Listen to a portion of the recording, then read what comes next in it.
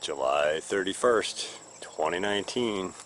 Quick farm tour. I'm going to try and make this as quick as possible, but there's a lot to cover. The turmeric I just transplanted yesterday, actually. Finally got it up into a nice big bin, lots of soil in it. Gave it a good soaking. It got a foliar drench with a flush out from some foliar feeds I did last night. This horseradish got a good shot of that as well. I still got to get that in the ground somewhere. I'm trying to figure out where to put that in. I find it hard to quantify things when I don't have like a whole big row of them or a block of them to put in. It's always like, where do I stick the oddball thing where I can still keep appropriate feeds on it, or where the soil or, you know, growing conditions are right for it. Interesting, since I put this over, transplanted and fed it last night, this is a new shoot coming on just in the last, well, really about 18 hours, so that's interesting.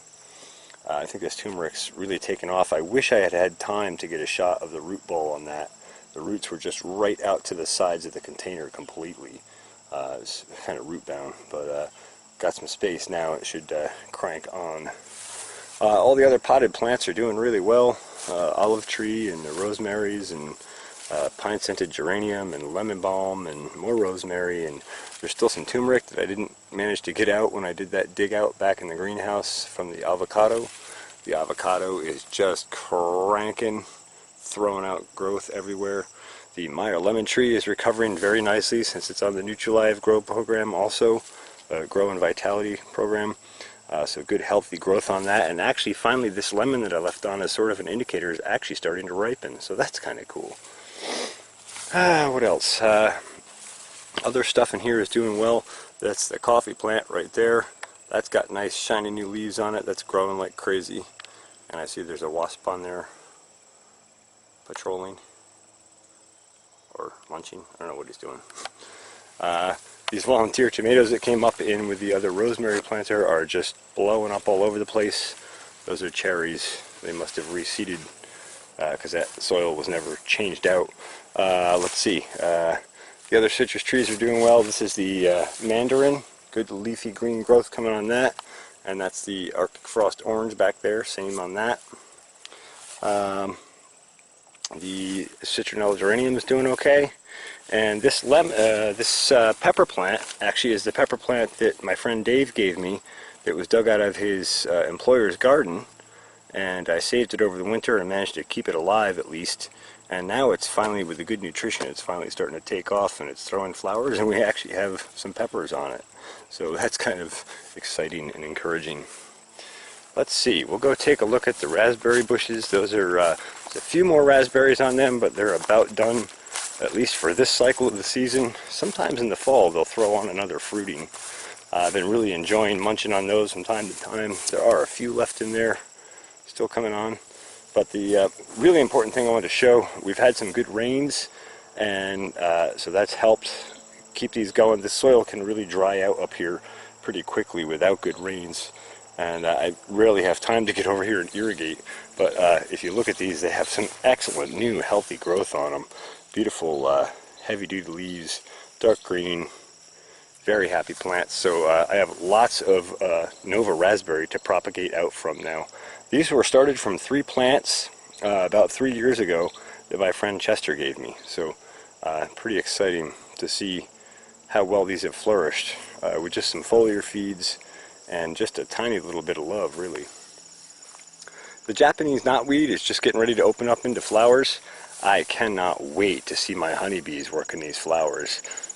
Other years when these have bloomed, I've seen every kind of wild pollinator as well as honeybees in here. This bush, literally, when you come within 30, 40 feet of it, you can hear it buzzing already. It's amazing. So we'll be looking forward to seeing how that performs with those beehives that have been added to the homestead operation here this year. That'll be really exciting. Let's see, this is the Jerusalem artichokes. This was started from 6 or 7 plants. I believe that was also 3 years ago. And it has flourished into a massive, massive, powerful patch of Jerusalem artichokes. It goes about 20 feet that way, and I guess it's probably 25 to 30 feet long all total. It's quite a large patch. I haven't given this too many foliar feeds this year. In fact, I think I only gave half of it a light foliar feed, like a flush out foliar. I probably will come back and hit this with some forage foliar on my next foliar round and give it a little boost. These will get much taller and they'll blow into yellow flowers soon, so that'll be awesome. I did not notice a lot of honeybees in these though in previous years, so I don't know if the honeybees find these interesting or not, but we'll see now that we have 3 hives nearby to find out. Alright, let's go take a look at the main upper section of the farm and then we'll work our way down. Alright, here we are. The beef steaks are doing pretty well. They were starting to get quite a potassium deficiency, so I went through last night and gave them a good foliar feed and drench. I went a little bit lighter on the foliar feed intensity, but I did 60-gallon drums for each of my drenches, so I could get a good foliar feed as well as a soil feed down, and also address some of the dryness of the soil. We haven't had a tremendous amount of rain here, and these guys really suck the water up fast. Although, I suppose, while we're here, we should just take a quick look under the mulch here, because the mulch is really holding the moisture in here nicely. So let's just have a peel back and a look. And you can see, oh, yeah, there's a worm right there doing his thing. Yeah, and you can see all that biology in under there.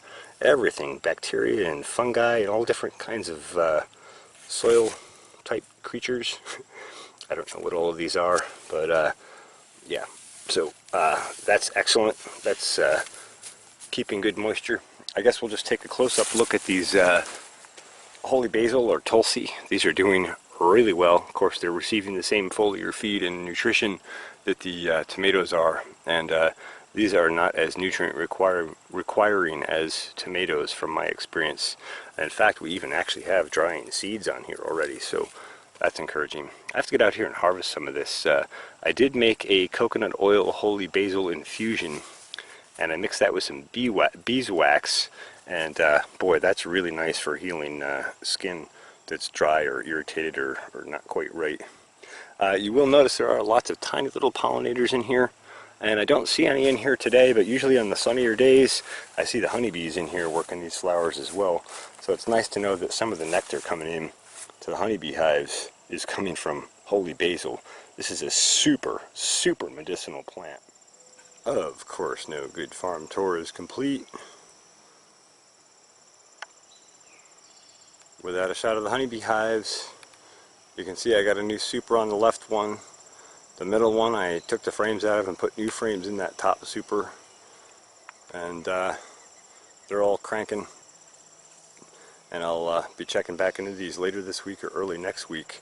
Should be another full super on that left hive.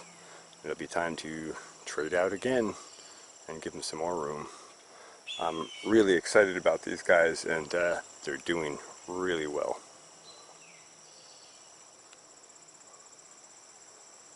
And very valuable in so many ways. Alright, let's roll on down. Beets are doing well. I've been munching on a couple of those every day. I took some to taste buds. I'm about getting ready to pull out what's left of the beets that are here and the weeds along with them, because the weeds are a bit out of hand.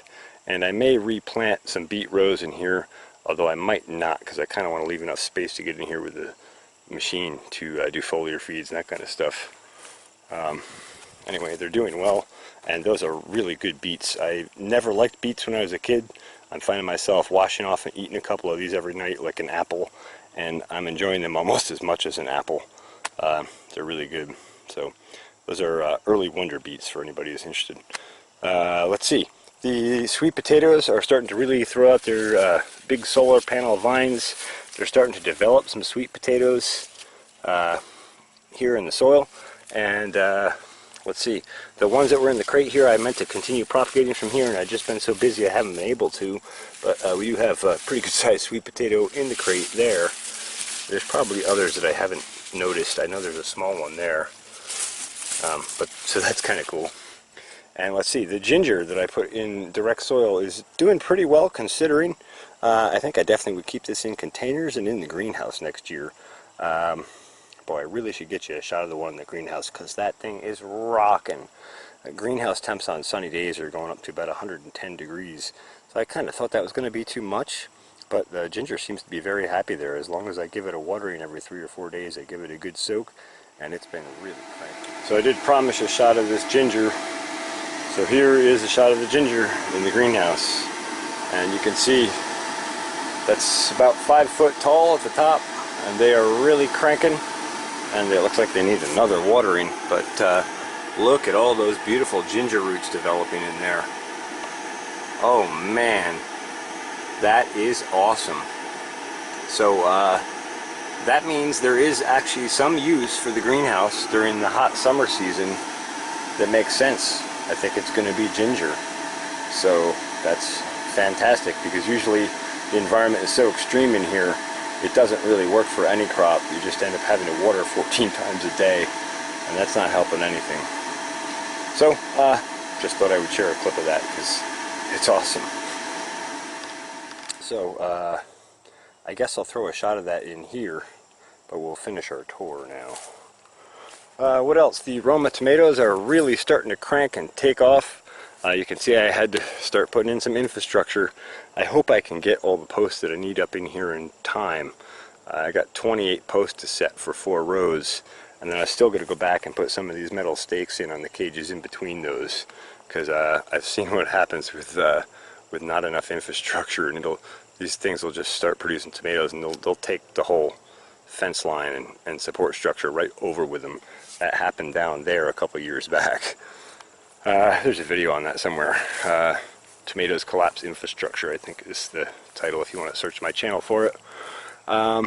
Let's see, the sweet Thai basil is really cranking. I'm seeing the bees in here all the time too. Again, not a super sunny day today. We did have some rain earlier and some cloud cover, so photosynthesis isn't up as much, and so I don't see as many bees and things today. But there's a bumblebee. Anyway, this is excellent stuff. If you've never tried sweet Thai basil, it's excellent in Italian dishes, and actually my favorite pesto is made with sweet Thai basil, and man, oh man, is that an awesome flavor. It's got sort of a licoricey flavor to it, but it's really excellent stuff. The large leaf basil is also cranking. It's a little bit overfed on potassium and calcium and a few of those things, because I've been doing these foliar drenches for the tomatoes, and it's hard to miss these entirely. The orange Hawaiian marigolds are starting to flower out really nicely. We'll zoom you down to the more floral part of the row here quick.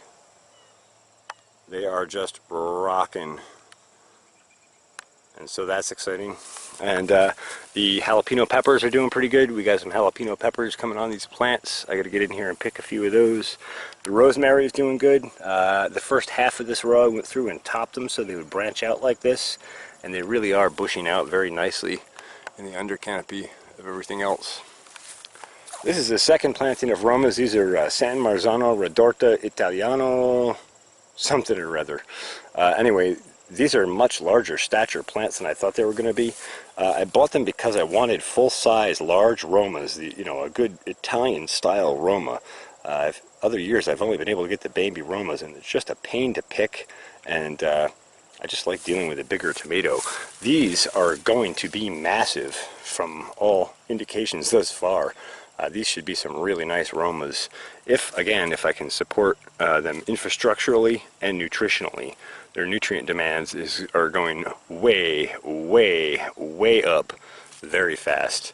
You can see these flowers and fruit setting all over these, all the way up, and then they're still trying to fill these fruit down below. So nutritional demands are going way up, especially potassium. Alright, that's those. And I've been meaning to get back to these delicata squash. A few of these died back. I did have a couple squash borer in here that got a couple of these plants. You can see a couple of collapsed plants here and there. And then between these are these Red Empress of India nasturtiums. I had one of these flower earlier, but the rest of these haven't flowered yet. But they should, now that I've addressed, they were a little bit on the dry side. So I watered everything real good, and I also did a foliar drench in here last night as well. But there are all sorts of delicata squash coming on all over the place. Some of these are a little smaller on this end, but where the nutritional levels are higher, we're getting some bigger ones. And we got lots more flowers coming on, lots of vine growth, lots of fruit set. Also next to all these delicata squash by the tomatoes here is another plantain delicata squash. I don't know if there's going to be time for that to finish or not, but I think we might be able to finish some. So I did a whole row of them in here just to try and take one last shot at the end of the season. I had the third planting of Roma tomatoes in here, but I was unable to provide enough water for even germination in here, and I only had about 6 or 8 plants, and I didn't feel like that was enough for a good experiment. And plus I realized just how much yield and productivity these other 4 rows of Romas are going to be. That's about all I can, that's more than I can manage really. So I opted to wipe those out and put in delicata squash here. Lots of fruit maturing, all different stages. More fruit set, more fruit maturing, more flowers. And I wanted to share some of these bigger ones. There's a nice one that's maturing. And there's one, and there's one, and there's one, and there's one, and there's one. And here's a nice big one. That one's almost ripe. I just wanted to show these off because really exciting to see them taking off.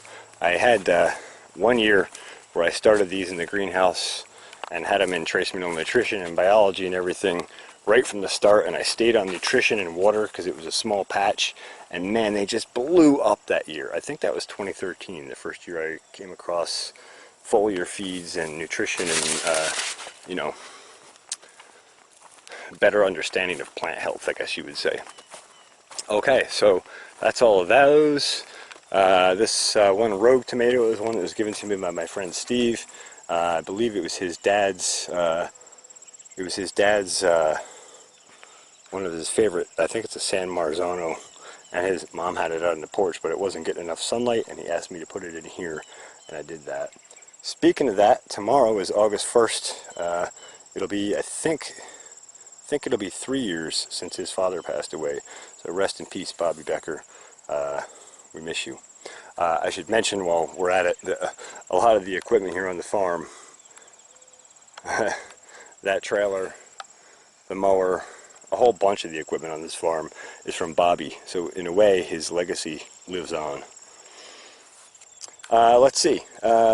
Rhubarb. Rhubarb has been getting a lot of the flush outs and a lot of the runoff water and that kind of stuff from all my nutritional work. And you can see these plants are just rocking. And I'm going to come in here this fall and divide these up. And I'm going to have to pick a new spot for these to go. And I'll probably be able to create a pretty good length row out of dividing those. So that's pretty exciting. I missed one flower. It looks like it went to seed. Haven't had good success with starting seeds. It's very hard to keep the watering and weeds back on these to go from seed. Easier to divide them. Alright, we'll move on down to the corn patch.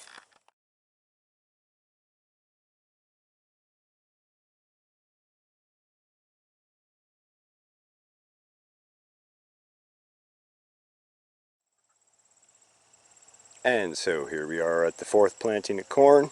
They just germinated yesterday or the day before. I think yesterday actually. No, I think it was the day before, July 29th. So this is my last planting of corn. I actually ran out of seed.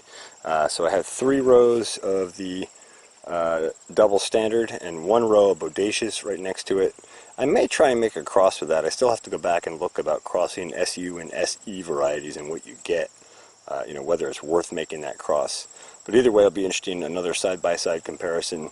This lot, where the corn isn't planted, is planted with buckwheat that I grew and captured in 2017. That was managed under foliar feeds and good nutrition as well. You can see that's already germinated and it's starting to really take off. So that should help mitigate some of the weed problem in here, and also it will provide a nice nectar and pollen crop for the honeybees as September rolls on. I've got some more buckwheat seed on order, and I'm planning on planting some of these other spots that are being overgrown with weeds that I don't have time to plant and kind of manage down to an actual vegetable crop for this year. So I'm going to do some combination of soil building and sequestering carbon and building nutrition in the soil while supplying good nectar flow for my honeybees for late season. So that's an exciting experiment, at least for me. Let's see, that's the 4th planting. This is the 3rd planting of corn. I don't have the dates in front of me here when these were planted, but This one has really taken off well. 2 or 3 weeks ago I got the forage foliar feed in stock finally, and that's really the nutrient I needed to balance the nutrition of this corn, and you can really see the difference already. It is really responding to that. I also included inoculants, Micro 5000 and PZ 1000 inoculants and enzymes along with the foliar feeds, and a little bit of Sea Shield to give them that extra nitrogen and calcium. So they're responding really well. Of course, the delicata squash that are in here have also been under that same management program, and you can see they're responding really well also. They're all starting to crank out and vine out. I did come through here last night again and give this a drench foliar feed just like I did up top. Lighter in strength, concentration wise, but I used a 60-gallon drum for the whole block, so I got everything. So just for reference, this block is 1,000 square feet, this whole 4 planting block, and I used 4 cups of forage foliar feed on it. So basically 1 quart of nutrition across 1,000 square feet, and it makes a massive difference. This is the double standard corn here. This is definitely doing better with better nutritional management, and you can also see next to the mulch here how much better these are doing. It's really interesting to look at these fluctuations based on different slight environmental changes. This is the second planting down here. This is the bodacious up here, and that's the double standard down there. That second planting of double standard is not doing so well. The weeds got out ahead of it. I should mention that because I noticed that last night. This block, obviously, of the double standard, you can see I actually went through here and mulched. I stomped down a lot of the weeds and I just mulched over them with a heavy mulch when I did the squash here. This section I planned to mulch and I hadn't gotten back to, and the weeds were just as high as, or not, if not higher than, the sweet corn. But since I put down that forage foliar feed, the corn has jumped up and it's taking dominance over the weeds. So interesting that you know, a foliar feed, you're spraying everything down here. You're not able to select just the corn plants. You're getting everything. But the corn, because that nutrition is, you know, so tailored to it, to forage crops, actually jumped up and is taking off and taking dominance over the weeds. So interesting to see how that works. Anyway, so the double standard corn here in this second planting is starting to throw ears on, and it's throwing tassels and pollen out and developing quickly. So we should have some nice sweet corn coming on that. This second planting of squash is also doing well. The few that did germinate and took off, they've had good nutrition also, same foliar feed program. But you can see the difference between the stuff that wasn't fed with the forage foliar from early on versus the stuff that got it earlier in its life cycle. There is a massive, massive difference. And as that fourth block grows, we'll see that difference show up even more because we've affected those critical points of influence earlier in the plant's life cycle, and that's very, very important. Alright, so now we're down to the first block here with our friendly little chickens who are doing their thing, foraging, scratching, pecking, eating bugs, and hiding out in the corn. This corn obviously didn't have the forage foliar feed, and it also I didn't get as much moisture on here as I should have. I didn't realize just how dry and how fast this soil dries out that it was, and you can see I've kind of handled that better up above. Part of why I went so heavy on mulches up here to help hold that moisture in. So down below is the double standard, up here is the bodacious. It is tasseling, it is throwing some ears. I'm not expecting a tremendous amount of yield from it because it wasn't managed nutritionally very well. Anyway, so that's the corn.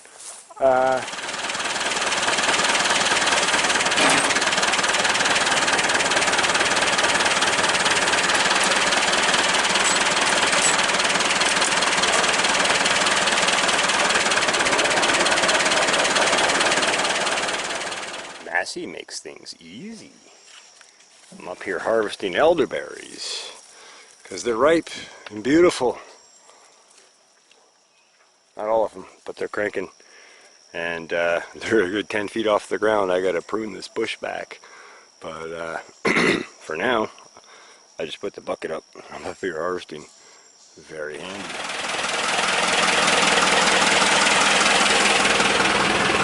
All in all, a pretty good haul for first harvest. That's probably 3 or 4 pounds of elderberries. Pretty excited. Other stuff going on the farm here, but I really just don't have time to get to all of it. So I think I'm going to end the farm tour here, and I've babbled on for quite a bit. Hope you found this interesting or informative. If you have questions or comments, please do so down below.